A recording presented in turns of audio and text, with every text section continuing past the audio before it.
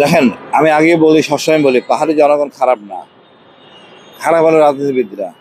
পাহাড়ও সেই দুস্থ রাজনীতিবিদ আছেন, তারা এক মনে করে এক অংশ চায় ওই ওই আধিপত্য বিস্তার।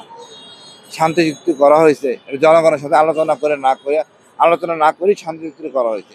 এই শান্তি চুক্তির মধ্যে আছে সমস্যা, আর এই সমস্যার জন্য এই সমস্যাগুলো হচ্ছে।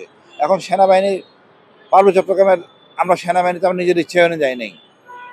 এই সমস্যা হলো স্বরাষ্ট্র মন্ত্রণালয়ের, সেনাবাহিনীর না। সেনাবাহিনী হলো গিয়া বহিঃশত্রু।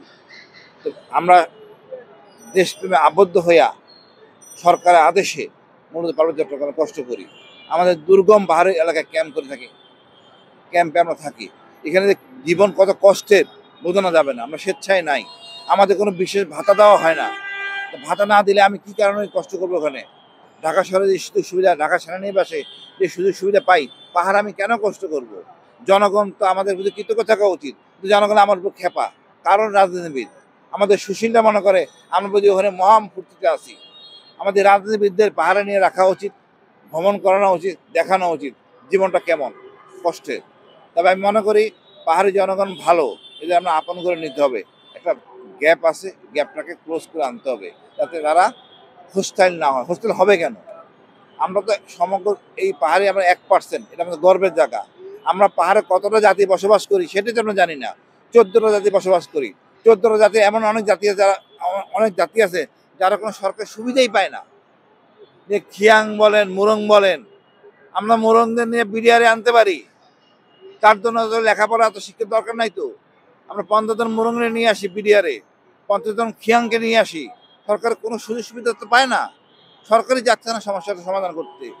যেই অজপাড়াগাঁয়ের যে জাতিগুলি আছে, পাংখু, মুরং, তারপরে চাক, এদেরকে যদি তার বিডিআরে নিয়ে আসতে পারি, বিডিআর হলে তার ভয় নাই যে অন্যায় বিচার করবে, বা পুলিশের যেরকম জ্ঞান বুদ্ধি লাগে তদন্তের জন্য।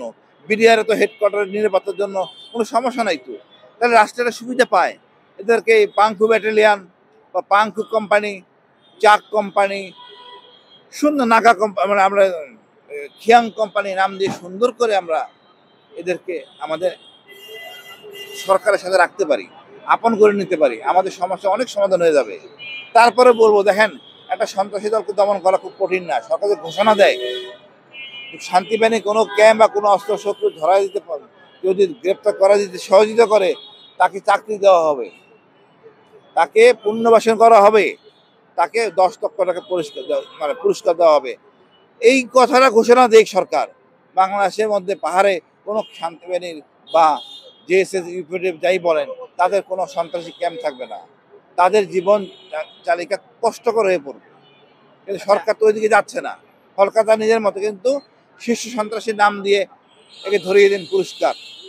যেমন মেজর জিয়া সম্বন্ধে আদে বাদে পুরস্কার ঘোষণা করা হয়েছিল, যে ধরিয়ে দিন। আসলে সরকার এই সমস্যার সমাধান করতে চায় না। এটার জন্য দায়ী শেখ হাসিনা। উনি চুক্তি করছেন, এটা অবৈধ চুক্তি। তারপরে আমাদের হিল ট্যাক্সে অপারেশন করলে আগে খেতাব ছিল, সেগুলি উইথড্র করছেন। বীর প্রতিনিধি কোনো খেতাব থাকবে না। তা আমার কি ঠেকা পড়ছে আমি পাহাড়ে যাব কাজ করতে? আমি যে পাহাড়ে যাব সময় কাটানোর জন্য বা পড়াশোনা করার জন্য, সমস্যা সমাধানের জন্য না। আমাদের সবাইকে আপন করে নিয়ে এক পতাকার নিচে সমমর্যাদার ভিত্তিতে বসবাস করতে হবে। এই যে জাতিরই হোক, ছোট জাতি হোক বা ছোট জাতির আমাদের গর্বের।